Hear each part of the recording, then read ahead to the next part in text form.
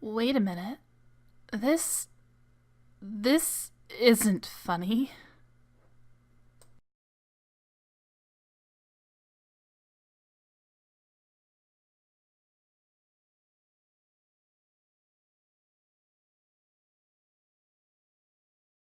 So, yeah, remember how I said YJ could be both funny and dark? Behold, page 1 of issue 4, a teenage girl shot through the shoulder by her own arrow in a dark, dingy alley. This is Arrowette, Sissy King Jones, originally introduced in an issue of Bart's ongoing solo series. Despite the arrow motif and her archery skills, she's actually not related to the Green Arrow family over in Star City, but her mother was. Sort of. See, Bonnie King was the original Miss Arrowette back in the 60s when she was introduced in the pages of World's Finest. She was an Olympic-level archer inspired to fight crime by Green Arrow and Speedy, and appeared in a couple of stories alongside them before Green Arrow's Silver Age career kind of petered out. When Bonnie reappeared in the pages of Impulse, she turned into a violently obsessive, chain-smoking superhero stage mom, forcing Sissy to live out her dreams for her. Bart's mentor Max Mercury, Zen Master of Speed and one of the most level-headed people to ever wear a mask, did not approve and reported Bonnie to Child Services. Sissy was taken out of her mother's care and sent to an all-girls boarding school, though she continued her superhero career on her own time and with the full, begrudging knowledge of her therapist. This is her first appearance since then, outside of the Secret Files and Origins introduction, and as we can see, things have taken a turn for the worse. Sissy has been cornered in an alley by a new villain named Harm. It's clear that he could kill her, but instead he taunts her a bit before striding off, leaving her to collapse and be picked up by a mysterious flying vehicle. We cut to Spain, specifically the Running of the Bulls, where the boys are catching a pleasantly goofy villain of the week. They're confronted in the wrap-up by Fight and Mad, who briefly question them over the whereabouts of the Bottle Girl. Naturally, the boys feign ignorance and swiftly GTFO via Supercycle, only for Superboy to find a lot of blood staining the back seat. Cut again to a playground, presumably in Gateway City, California, where a bunch of bullies beating up a cat are getting their asses kicked by the team's final member, Wonder Girl, aka Cassandra Sandsmark. Cassie, naturally enough, comes from the pages of Wonder Woman, being the second non-Diana teen to take up the name after Donna Troy. She's basically a Wonder Woman fangirl who met Diana through her mom's work as a museum curator. After helping Wonder Woman out on a couple of fights using borrowed powers from some magical artifacts, Cassie managed to follow Diana to Olympus, where she asked Zeus himself to give her superpowers, so now Diana would have to train her as Wonder Girl despite her mother's objections. But those powers came with a catch, namely that Cassie's mother could turn them off at will simply by forbidding her to use them. Which became a problem the one time her mother got possessed by Morgan Le Fay, yes, that one, a revelation which happened to come during a trip to hell. So that's Wonder Girl's big weakness, though it isn't really brought up in the series to my knowledge. Cassie also received one of Donna Troy's many Wonder Girl costumes as a gift, but you'll notice that it's not the costume she's wearing in the present. Put a pin in that. After rescuing the cat and getting scratched for her trouble, Cassie meets Secret, presumably fresh from her appearance as the framing device for Secret Origins.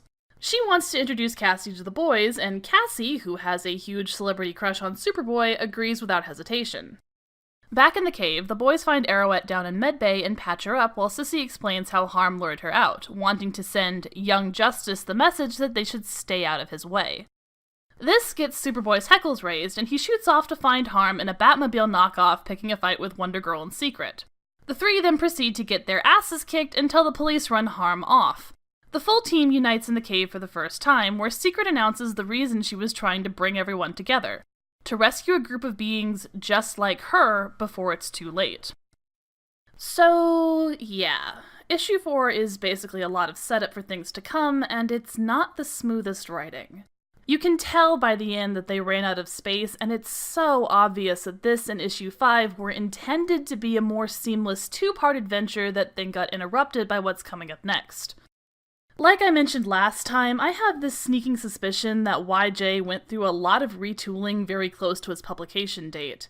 It seems very likely to me that when the early issues were being produced, they were still negotiating with the various editors about what the girls' roles in the story would be, and that they floated at least 2 different possibilities for how the whole gang was going to get together. And then they just decided to make both, one with the main creative team and one completely separate that they had to awkwardly squeeze in, which is as good a transition as any to start talking about Young Justice Secret Files and Origins #1, which is different from the Secret Origins 80-page giant, but it's okay if you're confused. I'm pretty sure the editors were too.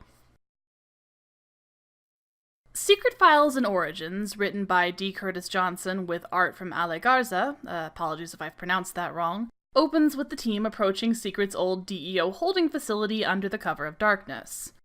They break in, being observed every step of the way by the 2 DEO officers from the Secret #1. Those officers talk about laying a trap for the kids as they break inside, which seems to be sprung when Young Justice stumbles on illusions of the Justice League who attack them. Only, it turns out that this isn't the trap. It's an attempt by 2 of the inmates, a pair of young psychics, to warn them away from the trap, though the girl who cast the illusion says that she doesn't know what could have made her attempt at gaining their trust turn violent. With the girls' help, the team teleports into the facility's server room where they uncover a dossier that the DEO has collected on them, as well as on the Justice League and some of their villains. Robin does his hacking to send those to the Justice League and screws with security, while the others lead a jailbreak of the miserable prisoners in the lower cells. Said prisoners come as a shock to their 2 helpers, who willingly volunteered to be trained by the DEO and didn't realize that there were others being held here against their will. Everybody works together for a big jailbreak, during which Young Justice loads all the escapees up into 2 stolen vans and fly away into the distance. Their 2 buddies stay behind because, hey, they volunteered for this, and talk about how they're totally gonna rock it as superheroes one day before getting into the DEO's van and, to my knowledge, never being seen again. To be blunt, this special isn't bad, per se, but it also doesn't matter, and the entire series probably would have been better off without it. It's definitely the first thing that I would have cut from an adaptation. Its most defining trait is how it feels like it should be a big deal, and then isn't. As far as I know, we never see either of these 2 kids again, nor any of the other escapees who just disappear between issues, and while it kind of adds to Secret's personal story, it also really doesn't.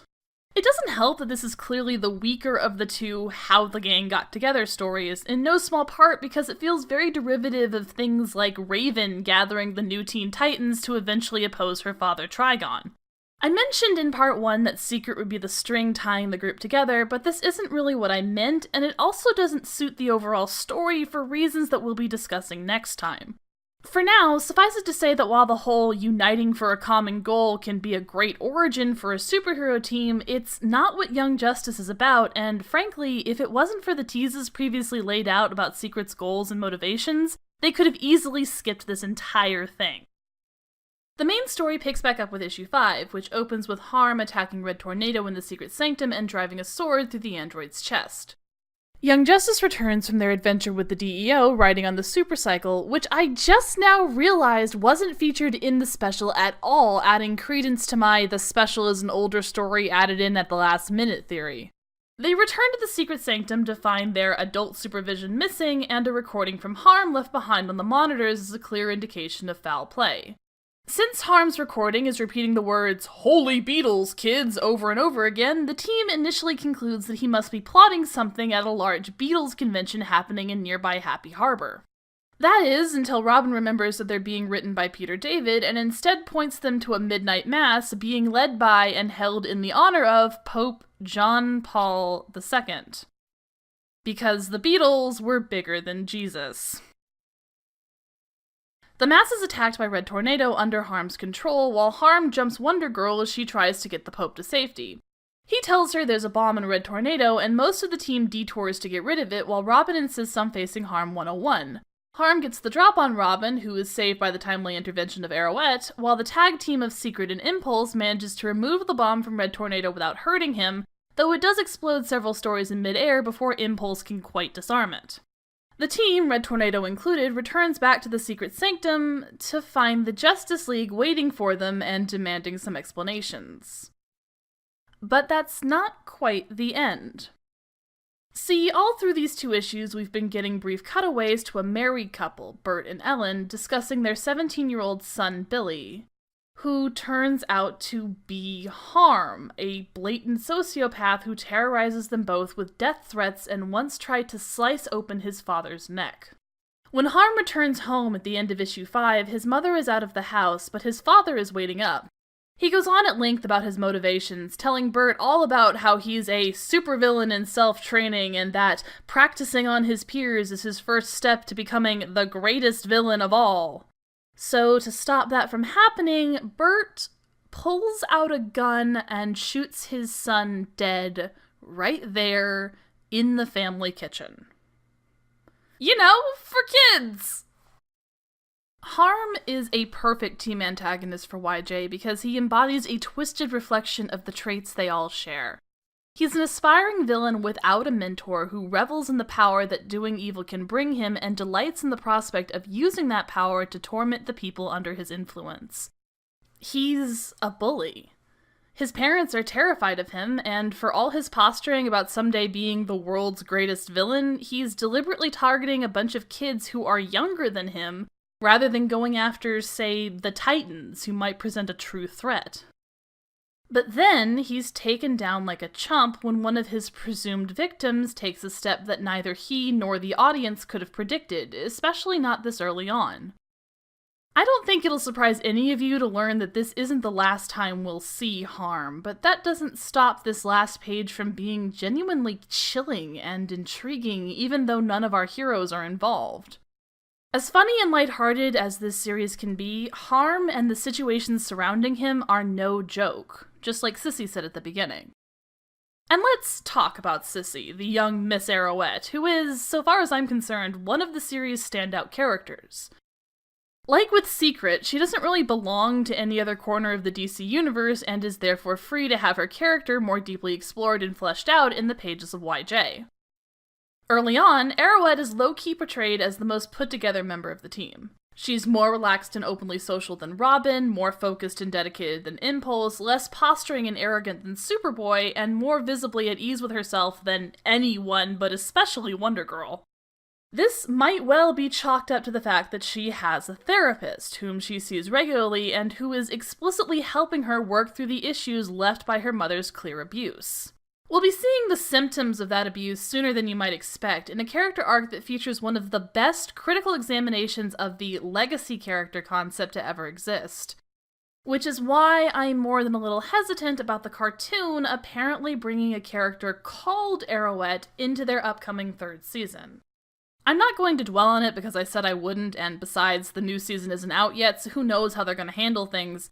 It's just a little frustrating that they built the entire series from the ground up to explicitly dismiss one of the comic's core themes and are now trying to reintroduce one of the comic's core characters who was built entirely around an examination of that theme and... okay, be positive. Let's talk about Wonder Girl. Cassie Sandsmark is a fantastic character and arguably the one who benefits the most from Young Justice's formation. Having only been active for about a year and a half out of universe, she and her mother Helena were still very recent additions to Wonder Woman's supporting cast and hadn't had a lot of opportunity for fleshing out, though it was admittedly still more than Sissy got. But there's really only so much characterization you can get as the teen sidekick appearing in a book focused primarily on your older mentor, and from what I've heard, a lot of people found her kind of annoying. Which I can understand. She was written as a problem child who'd been kicked out of several schools even before she got superpowers, and Wonder Woman's perspective would naturally be as sympathetic to her mother's plight as to her own. It's actually a lot of fun to see the difference between the actual events in Wonder Woman and the self-aggrandized version that Cassie tells a classmate in the Secret Files. But Young Justice is where Cassie would really grow into her own, building confidence and friendships in equal measure. She even turned the somewhat running gag of Wonder Girls regularly changing their costumes into a visual signifier of her character development. And we'll see the groundwork for that laid out in our next video, where we'll end our look at Book 1 of the collected trade with some epic speeches, a bold thesis statement, and my single favorite comic book issue of all time.